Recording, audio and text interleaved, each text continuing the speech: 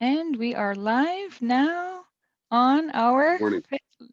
Hello, we're gonna get back to you, Vasil. So, hello everybody from all over the world on the Side by Side channel. We have today talking about how the referees will adapt during the COVID-19 and more of his future plans. We have Peter Burchard, the president of the U.S. Fencing Association. Hello, Peter, and Good morning, everyone. congratulations. Good morning. Good morning. Congratulations on your position. You have been Thanks. newly elected. Of course, definitely an extraordinary person in an extraordinary situation. Yeah, So, this would you like to introduce 2020 is yourself? very extraordinary. You're right. Yep, absolutely. So, please introduce yourself to the whole side by side channel for us. Oh, good morning, ladies and gentlemen. Thanks for coming. I'm Peter Burchard, newly elected president of USA Fencing. A little background. I've been fencing for 51 years, going on 52. I'm a fencing master, and I am a referee. Uh, I've been on what's called the FOC in the United States since 1988, and then they disbanded it and reorganized it. So um, that's when I stopped. I was a international referee since 1989 until I aged out. Yes, that's right, ladies and gentlemen. They age you out, and I'm a one in foil and epee and four in saber for the USA fencing system. Um, I'm a lifetime fencer. I've been an athlete, world championship teams, been a coach, also world championship teams, etc. Just been in every aspect of fencing, and I'm here to serve the fencing community, um, fencing for the fencers, uh, and that's my format. So I hope everyone will uh, give me any kind of feedback they have or any type of ideas, because we thrive on different ideas from different places, and I can't know everything, so I need support from all of you. So please don't hesitate to share your ideas going forward, and we'll all get through this darn pandemic together and emerge on the other side stronger.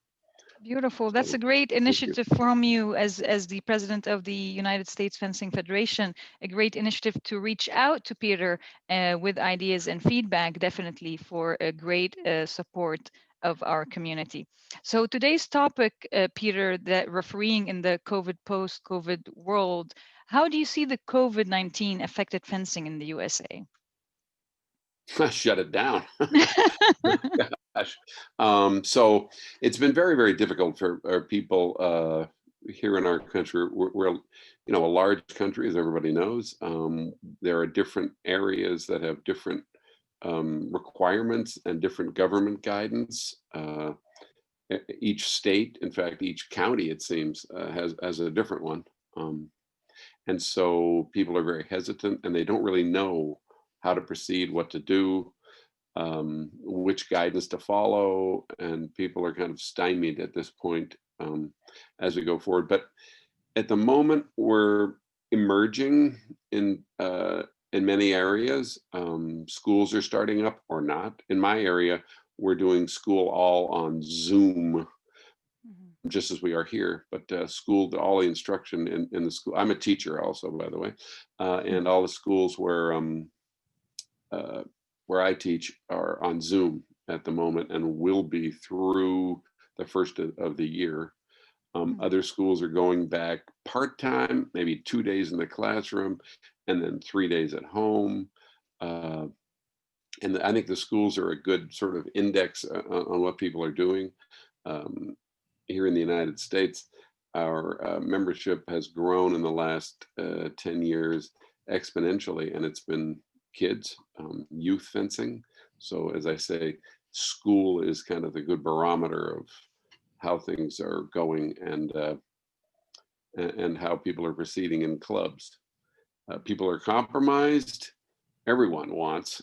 And I think it's our duty as referees and as fencers at large to look out for the safety and well-being of all our participants in the community at large. Mhm. And of course, that's what schools do too. Um, and that And should in be our number one specific, concern. like for the fencers like for the community at large, like you were saying, but specifically for fencers, parents, and coaches, what would your advice be during the COVID-19 time? Well, I mean, that's three different groups. Parents, of course, they're gonna want to protect their kids. Fencers all want to fence. We all do, but as I said, we have to respect the entire community. I think my colleague um, um, Patrick Webster, who's an official here in the United States on the Referees Commission, put it best when he said, "You should respect the risk threshold of the next one. Even if you think that it's no big deal, or you don't want to wear your mask because you just don't believe in it, or you have to respect the other one's risk threshold, which may be much, much different than yours.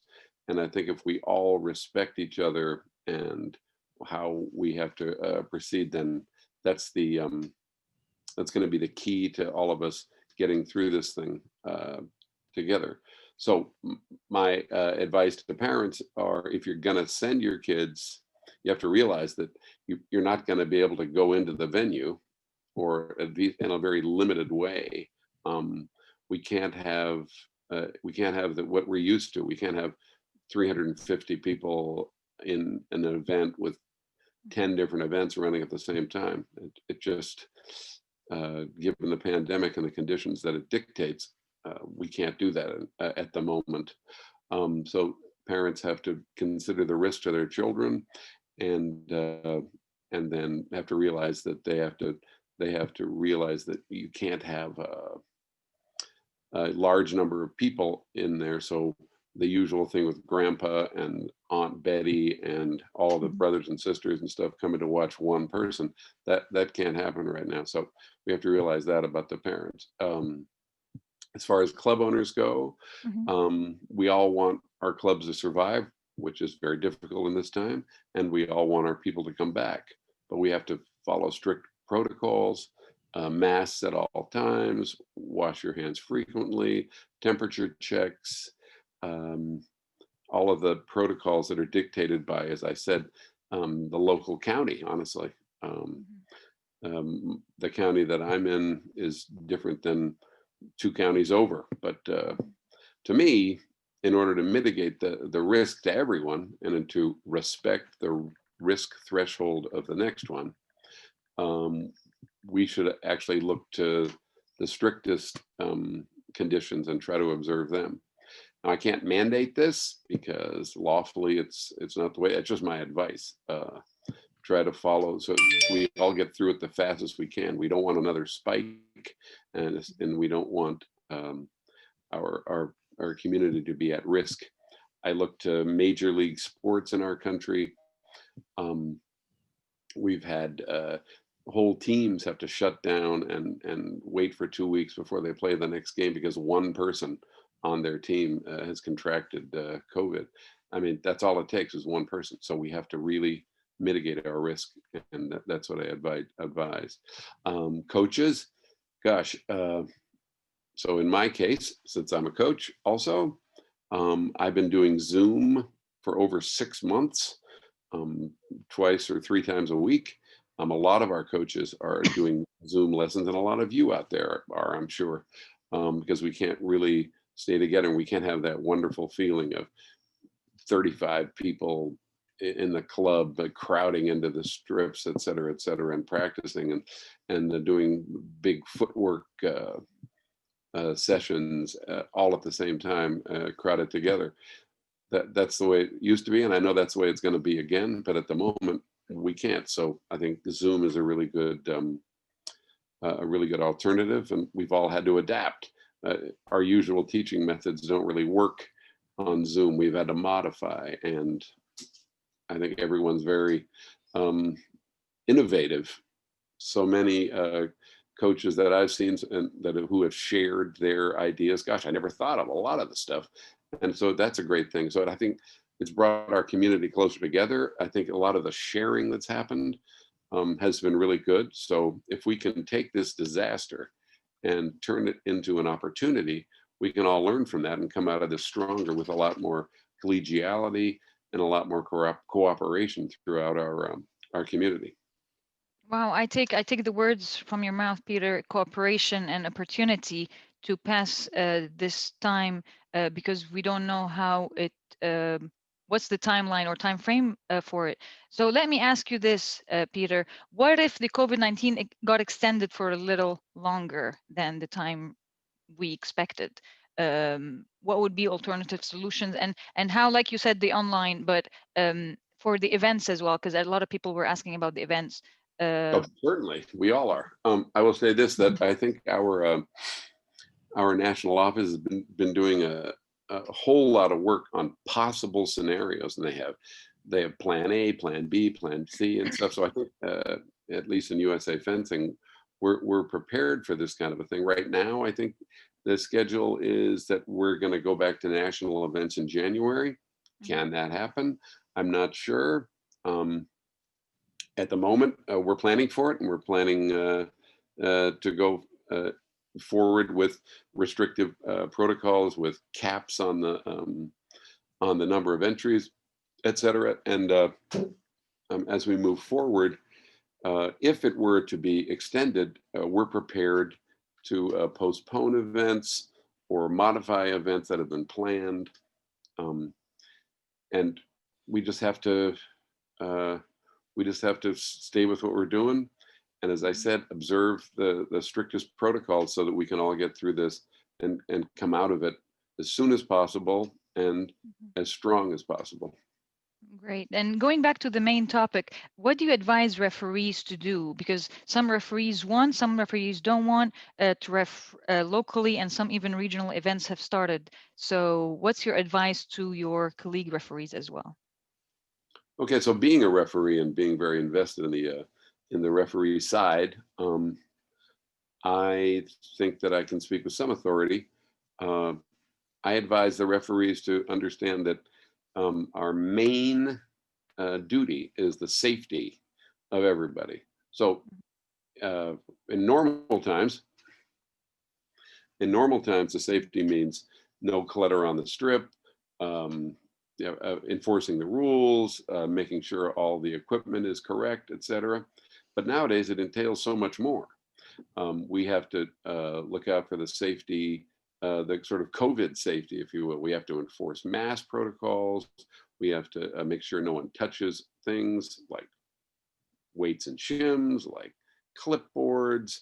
The protocol will be just show the person the score sheet, and if they nod, you check it yourself as a referee, things like that.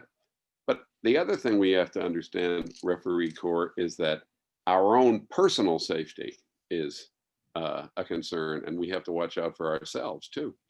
If you get hired for a tournament and you're assured that there's many safety precautions in place, make sure that it's true. And it's going to be our duty as referees to enforce the protocol that's published by the tournament organizer, and to follow strictest guidelines for our own safety as well as others. Now, many of us have a life outside of fencing. I know that's hard to believe, but it actually happens. And people have jobs separate from fencing. Well, are we going to have to quarantine after we return home from that could happen.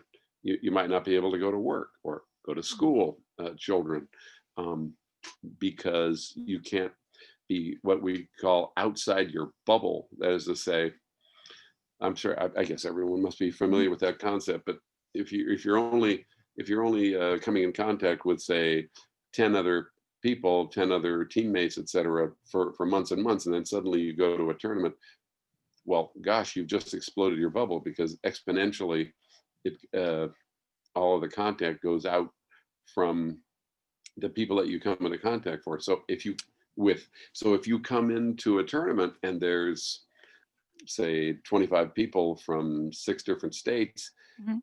gosh, you've suddenly really expanded your bubble, and it's difficult. So we as referees have to think about that. Then there are referees who are what I would call the target group of COVID, myself included. You're a man of a certain age, etc. Mhm. Gosh, you got to watch out for yourself. So you must carefully consider what tournaments you're going to accept, and then understand going in that there are risks involved, and consider those things. I would like to say also that the referees are essential to our fencing. Uh, they're the referees. We are the people that enforce the rules that make it happen. Without referees, you really can't have fencing.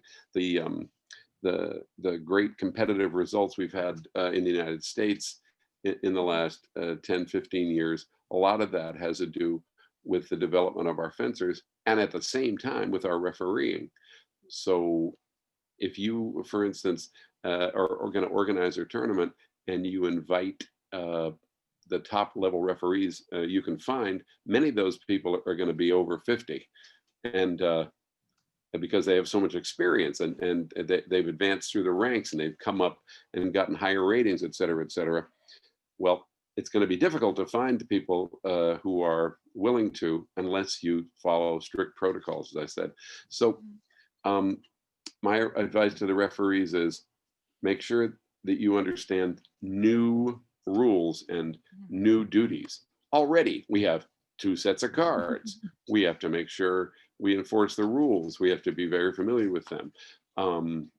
We have to look at the clock to make sure that our P cards requirements are in place, and we have to do all of the things. But in addition to that, now we have to understand what kind of new rules there are, and you as a referee are going to have the authority to enforce even more strictly, perhaps, personal safety rules than you would.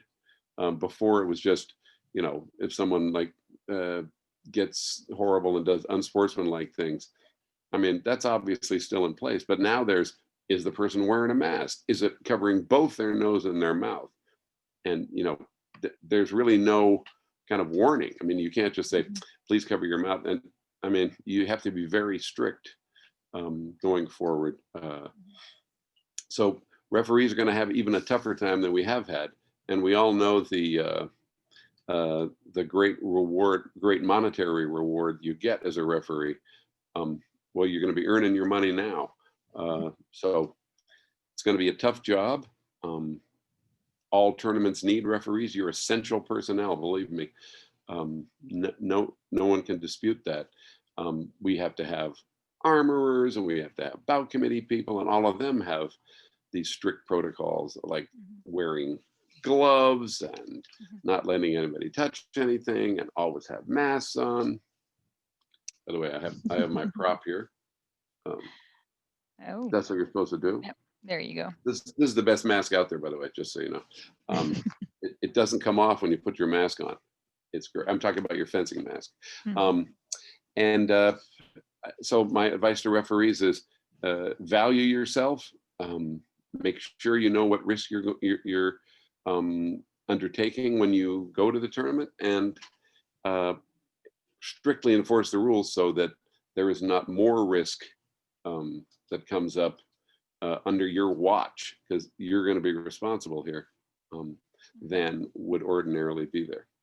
I think it's a tough job, and I know we're up to it, but we just have to make sure that we understand we have the authority to enforce rules, and we must. And like you said again, Peter, together we'll be stronger, and we will go through this. So I had people ask for me to ask you your plans for the coming 4 years, or your dreams to this period of election, and how do you want the fencing community to support you and help you put this dream to come true? Well, I mean, the first dream is to get through this darn thing, and to have fencing go forward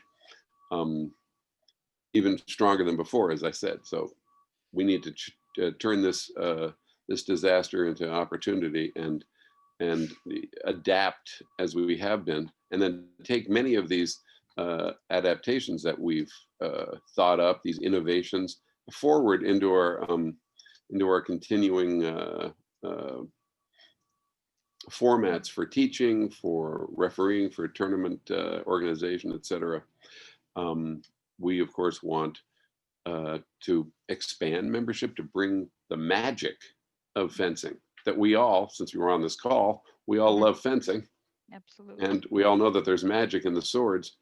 Every kid grows up and they take their garbage can lid and their stick and they go after their little brother. So everyone has fencing in their blood. I believe that we don't serve enough communities. We don't serve every corner of the country.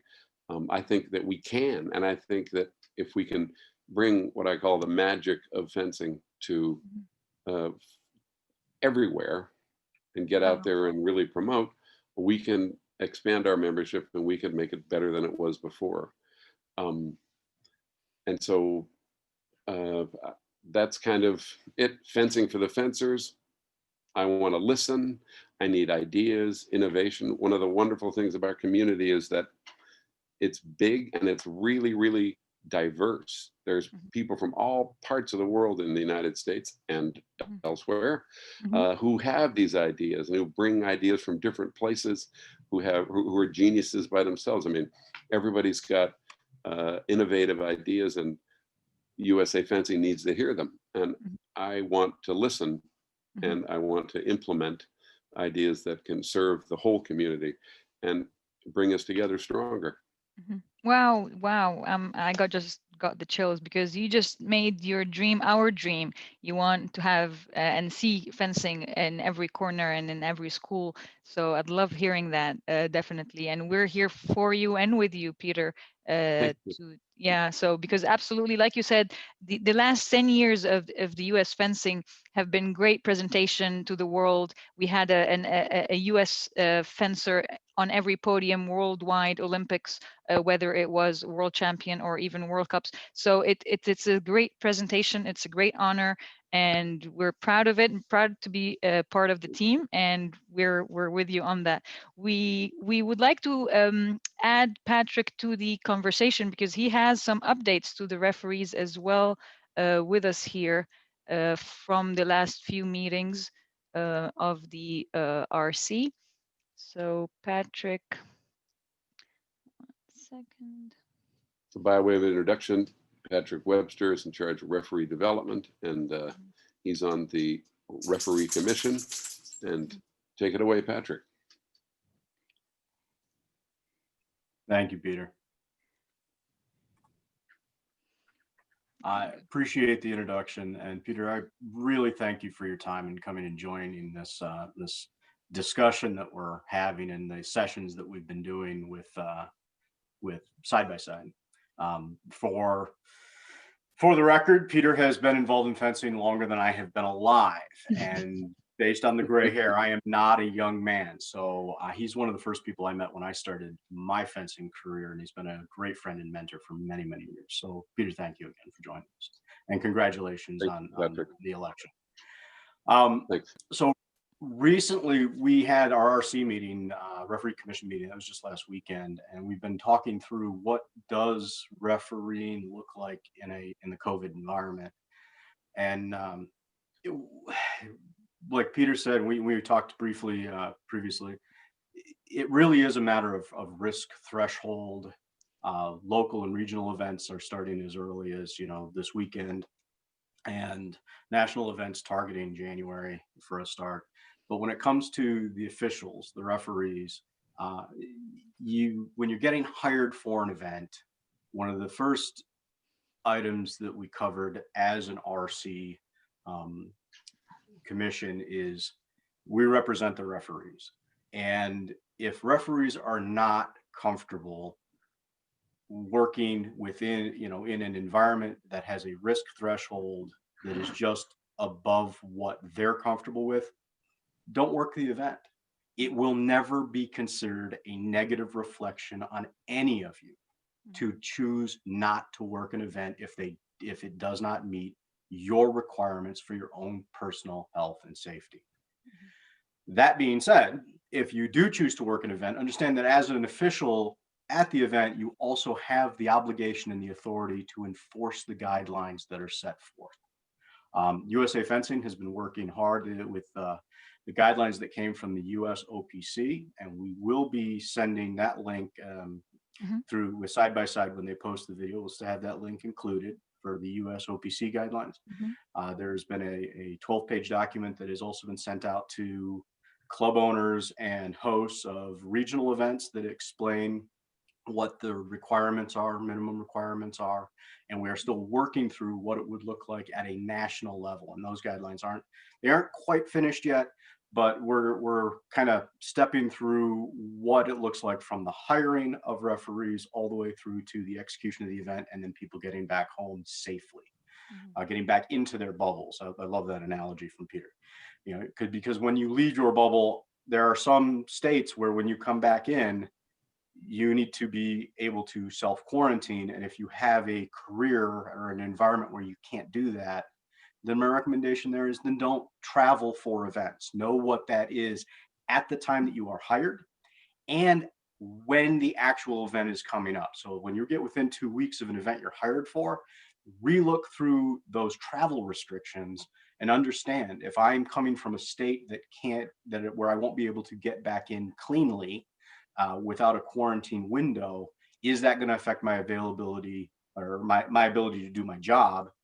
In which case, maybe I need to remove myself from the availability in enough time to allow the organizers to find replacements. And that's important. That's very, very important. We're used to these huge national events now to where I think our just, you know, basic numbers, we have processed as many as 1,400 competitors in a single day. And these are the 4-day national events. We've had summer national events where we send out a bout slip that has bout number 10,300 and something on it. These were monstrous events where each individual event would have, 350 fencers, and they would start at 8 in the morning, and the gold medal bout would be sometime around 6 p.m. or 7 p.m. at night. Those just lucky. Can't happen in this environment. Yeah, if you're lucky. And so that type of an event, I think, is certainly not planned for the immediate future. There will be some restrictions on what national events look like. But for the local and regional events, my advice to the referees are, it's a matter of risk threshold and what you're comfortable with and what you're comfortable enforcing. Now, one key element here, because we did discuss, is violation of safety protocol related to COVID, a kind of like a safe sport type mandatory reporter violation. It is not. If it goes into the bullying world, it can be, but for, like Peter said, if someone's not wearing the right type of mask or they're not wearing it properly, we're treating those more like a group 3. Here's your warning, your yellow card, here's your black card. I'm sorry, you need to leave the venue. If you can't follow these protocols, you're putting other people at risk, and it is about the threshold of the other that we need to respect, and therefore you'll be asked to leave. And that is, I think, the clearest guidance so far for referees, is that you do have the authority to enforce those guidelines. You are an official of the event, and therefore you have that authority, and you have, make sure that you exercise it appropriately, and that you make sure that the events are following what the strictest guidelines are. And, so let me ask you, Patrick, is something that you mentioned, and maybe we can highlight it. So it will be a definition by the DT or the bout committee of the tournament to advise the official prior to the tournament that it will be a disturbing of order, because that would be a request or an order given prior to the whole tournament. So the officials are obliged to give that card or that Correct. series of cards if it is not supported by the community. That is the, yes, that is the enforcement that we have in front of us outlined so far, is that, yes, you have the authority and this is how it would be applied. Excellent. And so for people who are refereeing, there are people that are refereeing at an event right now today, and it's Saturday, and I know that there's an event that's going on that's about 4.5 hours away from here. Those referees, I pass them this information, say, hey, by the way, this is what you need to do to enforce the safety of the people around you. And those notes you will share with us that that you said we're going to be highlighting, we will share those with everybody in our community that happened during the RC meeting and requested by the officials and the tournaments. Correct. And they are not, they haven't been finalized, formally posted. I expect that to be in the next week, because again, we have regional events happening the following weekend, and that needs to get out there to the fencing community as a whole. And that's great. That's a great initiative from you, Patrick, to help and support the official referees, as well as their development during this time. And definitely a great initiative from Peter, sharing his dream with us on Side by Side and asking the whole fencing community from the USA and all over the world to support that dream and support that community. You guys, thank you so much. I cannot really thank you enough. I'm honored to be with you guys. I'm happy and I'm glad to share your passion and love of fencing. Looking forward for next week with the continuation of the development for referees. Thank you, everybody. Thank you, Peter. Thank you, Patrick. Thanks, everyone. Thanks, Side by Side. It's been a great format, and hope to see you all very soon on the piste. Yeah. Bye. Thank you.